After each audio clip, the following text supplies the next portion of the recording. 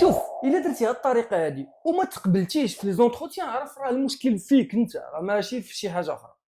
هادو جوج ديال لي كونديسيون دفعوا لنفس الشركه، واحد تقبل وواحد لا. في نظركم شنو اللي يخلي الاخر يتقبل والاخر لا؟ هنا كيجي الدور ديال الموتيفاسيون. تبع معايا غادي نوريك انطلاقا من التجربه ديالي كيفاش كنت كندوز لونتروتيان مع الشركات وكنبان موتيفي وكنخليهم تقريبا كاملين يقبلوني. اول حاجه كنت كندير هي كنمشي للينكدين وكنقلب على داك السيد اللي غادي ندوز معاه لونتروتيان وكنشوف كاع لي زانفورماسيون اللي كاينين عليه، شنو هما لي زيكسبيريونس اللي دوز قبل وشنو لي تكنولوجي اللي كان كيخدم بهم.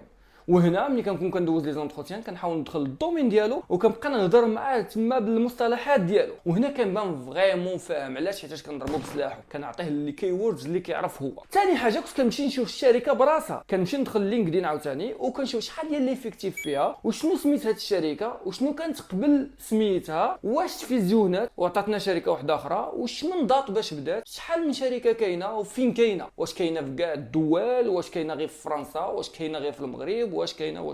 ملي كدوز بهذه الطريقه كنضمن لك انك عندك واحد البورسونتاج ديال 90% انهم يقبلوا، حيتاش كتبان منهم، كتبان فاهم كل شيء وعارف الشركه كيفاش دايره وعارف كل شيء. وهنا غير لما بغاوش يقبلوك.